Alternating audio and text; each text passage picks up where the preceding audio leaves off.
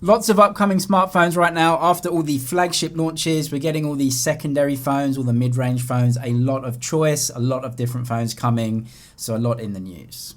There have been some leaks and some rumors going around that Samsung may be considering ditching the Ultra phone from the Galaxy Note series.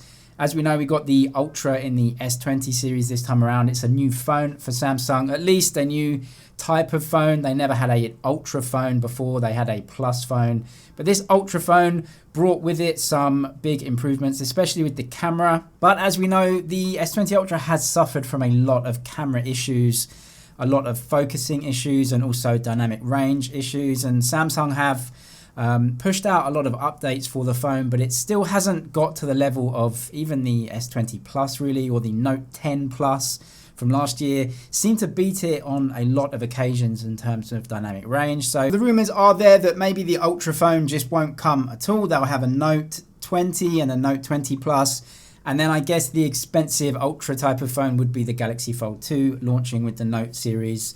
But I'm not sure if I can really believe this. It seems like a huge investment to have gone through to make an Ultra phone. And you would assume that maybe they'd be using the Ultra branding and all of the components from the Ultra in a Note phone as well. The rumor comes from the fact that some listings and model numbers were found for a Note 20 and a Note 20 Plus, but no Note 20 Ultra listings or product numbers were found along with the other two phones.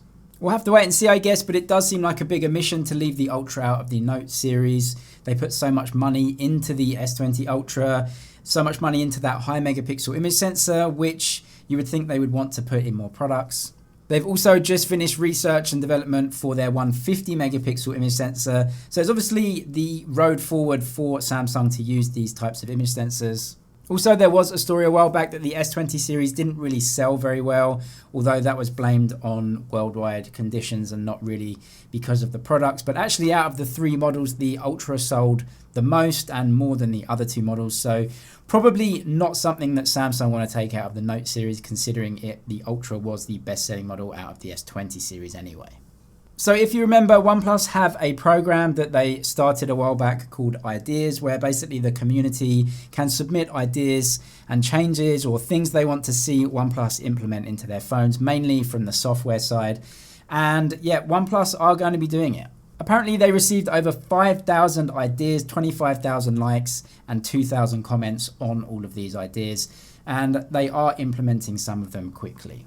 Some of the best ideas that were chosen were the always on display, a fingerprint sensor, locking and unlocking for private images that you want to keep private, a notification when the battery is full, and also having the ability to put folders in the app drawer, which I think is actually just a really useful thing, and it could be coming soon.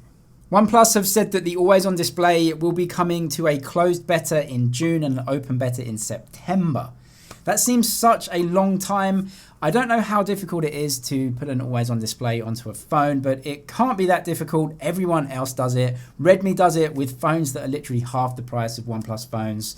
And it's Android, it's open source. I'm sure the code is there somewhere. But anyway, it's going to take a long time, maybe coming towards the end of the year for an always on display, but it is coming very slowly from OnePlus. Yes, the POCO F2 Pro is coming, officially coming. We're getting so many leaks about the phone. We had an online retailer leak some promo images for the device, and it confirms everything. We also see the design here, and yeah, it is a Redmi K30 Pro rebrand. Although some key differences are that the POCO F2 Pro is going to be a global phone. That means it's going to support global network bands, which is obviously super important if you're buying a phone outside of China. Also on the website, there are some options that were there, 6GB version, 8GB version.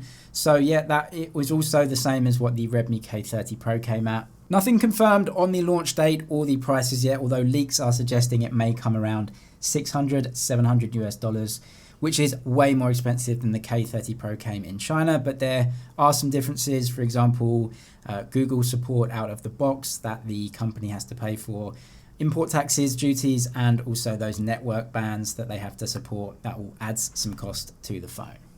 An amazing phone and well, an amazing bit of hardware anyway, leaked online today from Lenovo called Lenovo Legion, which is tapping into their gaming brand that they use with PCs. So this is definitely not for everyone, this phone, but if you like specs and hardware, then you cannot fail to be amazed by what they fit into this phone. According to the leak specs anyway, 144 Hz refresh rate display. You get the best processor for Android, that is obviously a given, but an incredible 90 watt fast charging. You also get all the latest and greatest internals, all the RAM and the storage options are literally the best. So the best of the best when it comes to specs for sure. Not a phone that virtually any of us are going to buy just because of how crazy it is, and it's a really specific niche type of device.